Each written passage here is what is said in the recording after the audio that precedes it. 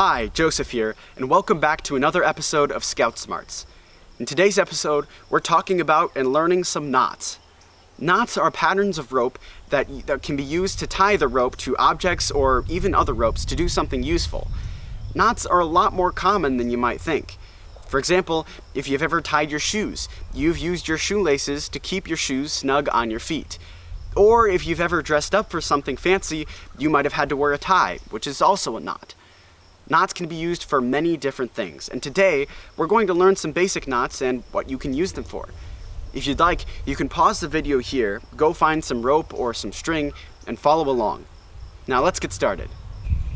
So the first type of knot that we're going to be learning is called the overhand knot. Now the overhand knot isn't really like a knot because it's usually just a step in tying other knots, like you'll do an overhand knot on the way to tie another knot, or you'll use it as the safety on an end of the rope, and I'll demonstrate that after I tie it.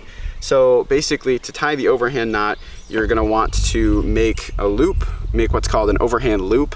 And so they call it an overhand loop because you take the right side of the rope and you make a loop over the left side. So you see how the right side passes over the left like that.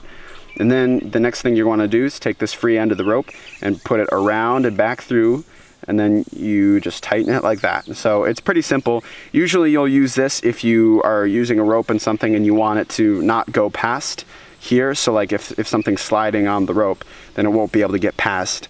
Or you can use it as a step in tying a knot. You use a kind of the overhand knot in the step of like tying your shoes or anything like that. So the next knot that we're going to be learning is called the square knot. Now the square knot is fairly simple, and it's also one of the strongest knots that you can learn. Usually you use square knots for tying two different sizes or two different kinds of ropes together. And there are other ways you could tie ropes together, do two different kinds of ropes, but the square knot is usually the most common. And then you can also use square knot for other stuff, but basically mostly you use it for tying two different types of rope together. So I've got one kind of rope, second kind of rope, we're going to tie those together. So the first step in tying the square knot is you want to cross them over each other, and you want to keep track of which one is your right-handed rope and which one is your left-handed rope. So you'll take the right and you put it on top of the left, and then you want to take what is your right rope and loop it around so you kind of got it like this. And so once you've got this, then you want to take the left rope, which was your right rope but is now your left rope, and put it over the right rope, and then put it kind of under like you just did, and then you want to hold on to these two on the right and these two on the left, and you just pull it tight, and there you have your square knot. One of the things for most knots that you'll want to know is how to know if it's tied correctly, because you'll want to know what it looks like or maybe something like that, just so that you know how to know if it's the right knot. So for the square knot, it's going to look kind of like these two loops, or bites as we usually call them in knot tying vocabulary, and they're kind of like interlocked on each other. So if you'll see, like, here's loop 1 and here's loop 2, and they're kind of locked up like that. And so if you tie this real tight and you're tying, it's not going to come undone at all. The only way to really loosen it is to move it in the opposite direction like this. So the next knot that we're going to be learning is called the bow line. And the bow line, basically, the way you would use it is it creates a loop that is super strong and will not come undone for any reason. So you can use that if you need to, tie a loop around anything, or you can also use it in rescue situations, which we'll talk about in just a minute. So the first step to tying a bow line is to determine how big you want your loop to be. So it can be, if you put it all the way down here, it can be really small, or if you put it all the way up here, it can be really big. But we'll just do like a medium-sized loop. So you see right here where the ropes are crossed is where the knot's going to go.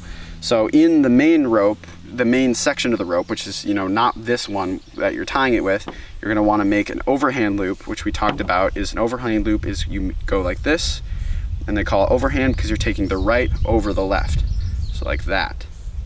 So after you make an overhand loop like this, then you take the free end of the rope that you're using to tie the knot, and an easy way to kind of remember this is to go up, around, and down. So you'll go up through the loop that you've just created, around this main section of the rope, and then back through the loop that you just went up through. And then to tighten it, you take these two ends of the rope and then the main end of the rope, and you just pull on them in opposite directions. and you've got your loop. So this is a super strong loop that's not going to come undone for any reason unless you want to untie it. And then to test whether or not it's right, to see whether or not it looks right, you just kind of look at this knot. You see it looks like you've got a loop kind of, or a bight around the main rope, like this, and then it's kind of tied around by this little guy right here, and it's kind of over. And so the more you tie these knots, the more you'll learn how they look and how to tell if it's right or not. But this is just kind of what the bowline looks like. And so a bowline you can use, to pull anything. And I also mentioned it can be used in rescue situations.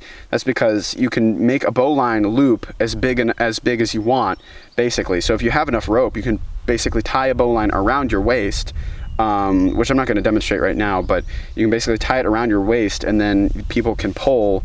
So if you get, if you're in the water, if you fall in the water or something, or if somebody else falls in the water or off a cliff or something and you need to rescue them, then you can use the bowline as a rescue knot.